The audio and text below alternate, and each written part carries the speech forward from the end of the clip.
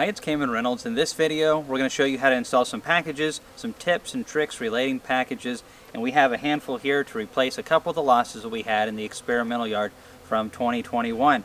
So these are 3-pound Italian packages. They look really good. These come from Will Banks, and you can see there are some dead bees in the bottom. This is a very small amount.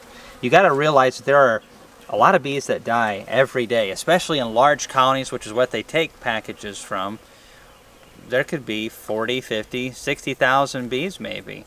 Probably not quite that many, but still, if a queen's laying 1,000 eggs a day, then there's more than likely 1,000 bees dying every day too. So some of those will wind up in the package. So seeing a certain degree of loss of just some old bees that perish. However, you may get some packages, especially if you get them shipped in the mail, that have inches of bees in the bottom. If I saw about a single layer of bees in the bottom or so when I received my package, I wouldn't be too worried. It's always best to install them as quickly as possible. But if I was to see several inches, that would be a big problem. And there's a couple other things we'll show you as well. Ideally, we want to, again, get them in as quickly as possible. If you're not able to because of the weather, then you can store them indoors. I really don't like to keep them above room temperature. If I had a preference of 80 degrees Fahrenheit or keeping them at 55 degrees Fahrenheit, I would keep them at 55. They can cluster and keep themselves warm, and on the inside there's a can that I'll show you in just one moment. So we are going to knock them down. You can see how many bees there are. So if you saw even half of that dead down at the bottom, then that package is in trouble. And here you can see there's a queen cage, and then you can see there's the feeder can right there. So we are going to knock them down. And some people say packages are very gentle. Sometimes I install them with a t-shirt, but today we've had a lot of thunderstorm type weather and the bees are very irritable. And my wife, on her first time getting into bees, the instructor said she didn't need a bee suit or a veil, and she got stung about 30 times her first time fooling with bees. So that's not a good way for anybody to start beekeeping. So right there, there's the queen, and she looks good and healthy. There's about 6 attendants in there and a little bit of candy. How I like to do it, I don't pop this right here. You'll have a cork on this end of the cage, and then on the other side of the cage, this particular brand has a tin piece that will help this sit in between the frames. Now when you pull that tin piece off and you flip that right off of there, and it makes a wonderful little zing sound. Let's see if I can do it. I didn't quite get it. Sometimes it really rings. But you see you have your candy down in there. Now the bees can get access to get the queen out. But I actually usually leave the queen in this. It won't hurt her to be in another day or two longer. You have to keep in mind that the queens do not come from the same colony as the bees. The bees are shook in from strong colonies in another yard, and the queens are made in a different location. This is one of the reasons why I don't want to rush it, as because they're getting used to her pheromones. Alright, well, that's kind of back in place to a degree. But typically that hangs right there, and will keep them from getting to that candy. And you can see they're coming right here, so I will need to knock them back down again. Bees are very tough and they can handle that. It is irritable to them. Now we have our can here. It has a couple holes where they've been feeding. We are going to take this and place this over here. As you can see, we have 5 combs. If it's foundations you have, then put 5 foundations in there. And now we are going to take my very dirty lids and place that right there. The temperature is about 50 degrees Fahrenheit. And so now we can, with this style of lid, I like to make the hole a little bit bigger so they can access the feed faster. Make sure you don't put a hole on the other end, or it will all run out very quickly. And now those bees have access to food, and you want an entrance reducer in the front of the colony, leaving a space of about that much. And it can be about, real skinny, just enough for about 3 bees to get through.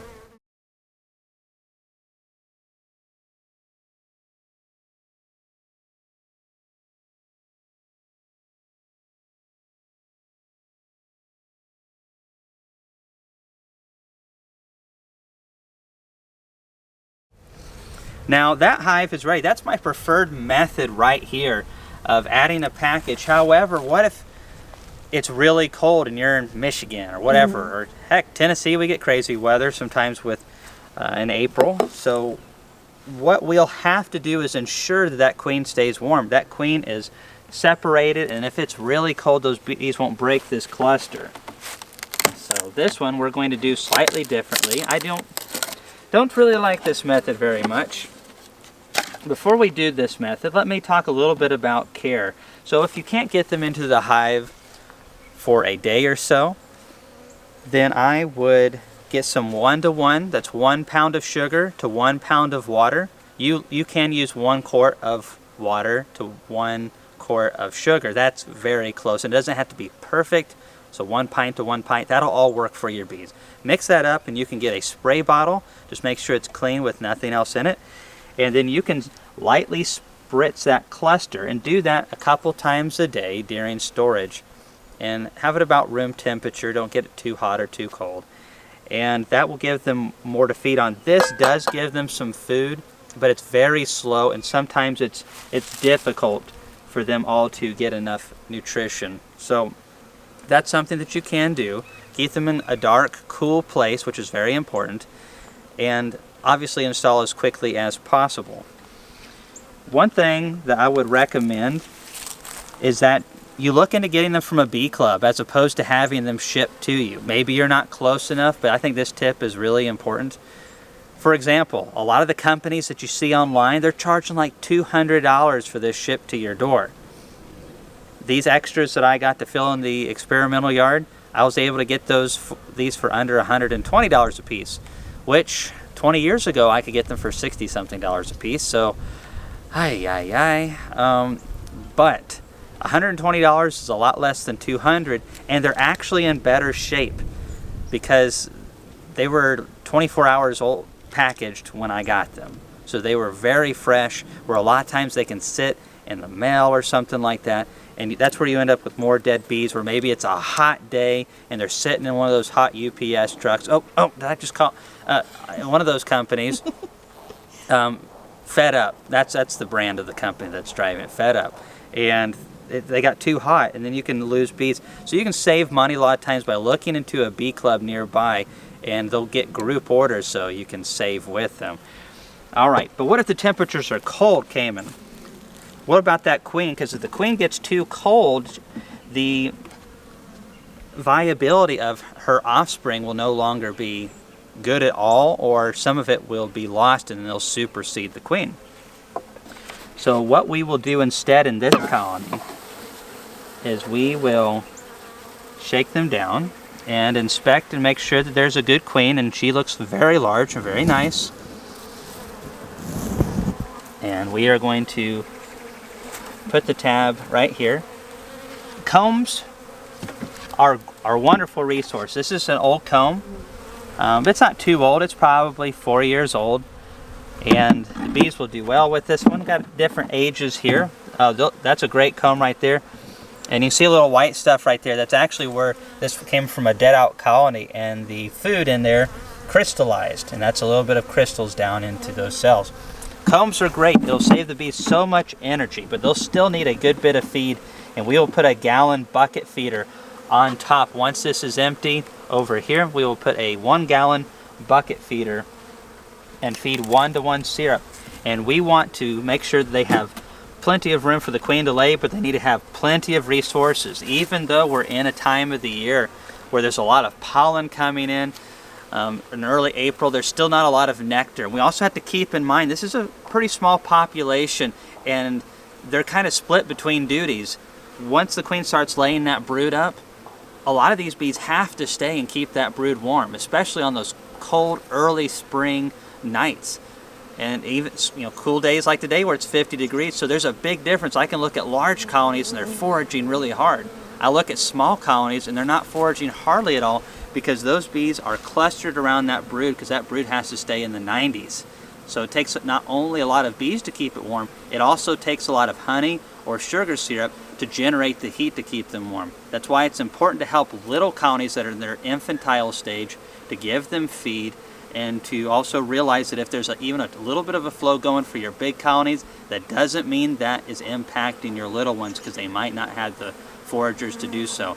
It's great to get into your bees once a week, and you can get in and just pull a couple frames and see how they're doing.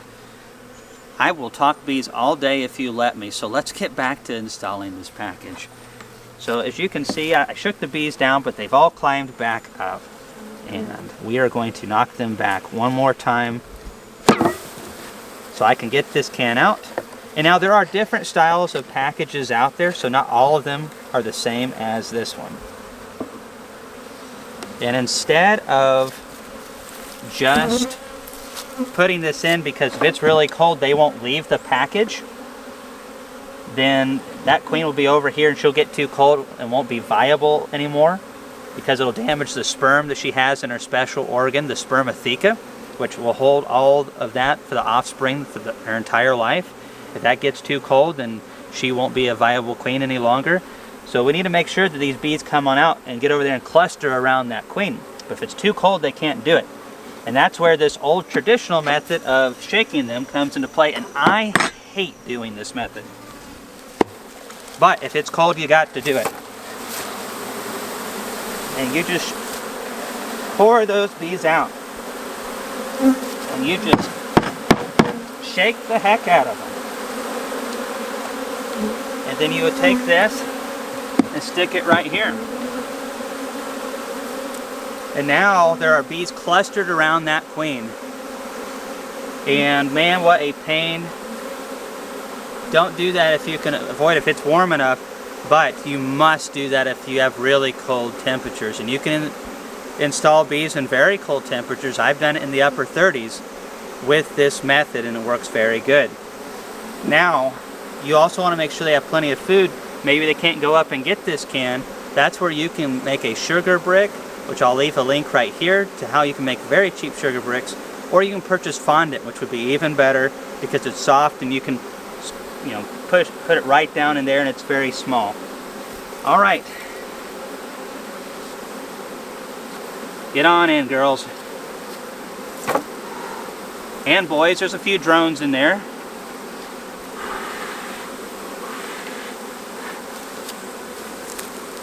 And we are going to carefully put this lid on. You can see there's a good bit of bees in there. Now let's talk about some issues.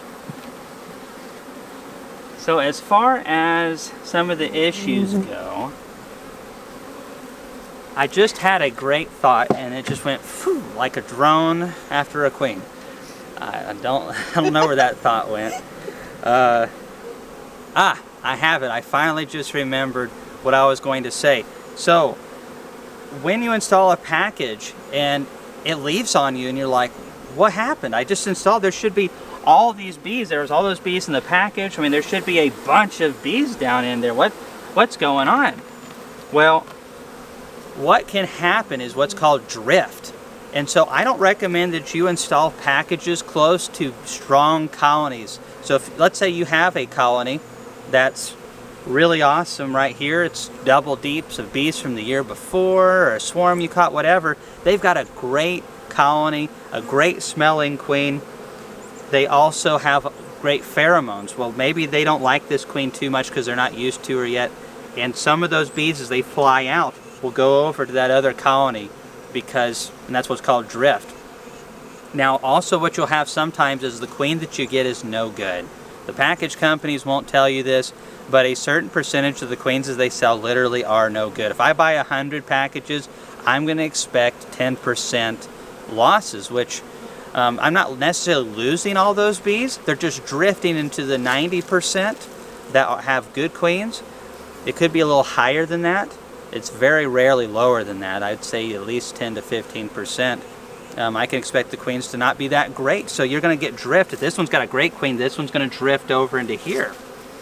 And so that's what happens. And sometimes beekeepers will get 2 or 3 packages and then they're like, one just up and disappeared. I lost it. There went 120 bucks. But what happens is you actually end up with stronger colonies and you don't realize it a lot of times if you don't have a lot of experience. And so that drift is happening. However, if you only purchase one package and they left, Well, that's probably because maybe there's one in a tree nearby or something like that, or the queen just literally was no good, and the queen is the glue that holds them together.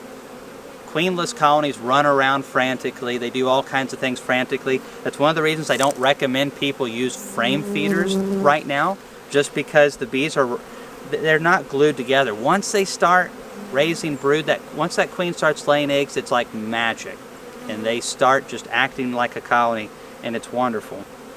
Now, one of the other issues that I can think of, so you had, okay, drift. Now, what happens if after it's been warm enough and all the rest of them have covered their queen, but you have bees over here in that package the next day, and you have all these bees inside the package, and you have nothing covering that queen? Well, that usually tells you that there's a queen inside that package. It happens a lot more than you would think. And what happens is sometimes when they shake these packages, they shake a laying queen down in there with them, and then they take a caged queen and put it in this slot over here. Well, if they have a hot queen that's been laying a bunch and has all those pheromones going great, and especially if they're from the same colony, which they would be, they're not going over to that foreign queen. Bees are loyal like that, and I think as humans we definitely could learn a lot from that. What do you think of that, Laurel? All right, anyways, so that's what will happen sometimes, is that you will have a queen that's abandoned over here, and sometimes you think something's wrong, but actually it's because you have a great queen over in the package, and maybe the other queen's good too. So maybe if you have extra bees, try to make a split with that, but that does happen from time to time. So there are a lot of other things that can happen with packages, but I think that primarily covers most of it right there. So ideally, I would prefer this method over here if it's warm enough. I'm going to say it's warm enough if it's in the upper 40s throughout the day, and you can package them like that in the early morning, and then of the evening come back before dark, and if they haven't moved over fully, then you can just shake them out. But I find that it usually works good as long as it's in the mid to upper 40s or above. That's just my opinion. Works really good for me. All right, let's puncture this a little bit. And we are going to get those bees some feed. This is how they warm themselves. Let's see how this one's doing real quick. See, they're already starting to migrate over to that queen a little bit, and they will continue to do so. I like this more relaxing. It's a lot less stressful to the bees, and I just think it's a better way. It's less stressful on everybody, honestly. But sometimes you just can't do that because it's too cold. Now also wear some straps around your pants, because I have at least one that's crawling on my leg right now because I did not do that.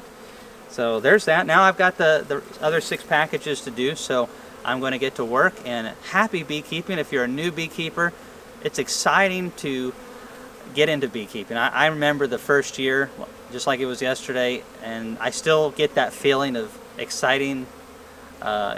excitement and newness. It's really a lot of fun, and there's so many things to learn with bees. Don't be discouraged if you lose a colony. It happens to everybody, and if you want to, you can follow our YouTube channel, our playlist. If you go to our main page, you can see how to split your bees and be sustainable with your bees and help safeguard them from some new invasive species and all kinds of fun stuff. So if you don't like to be bored, beekeeping is definitely for you. Thanks for watching this video.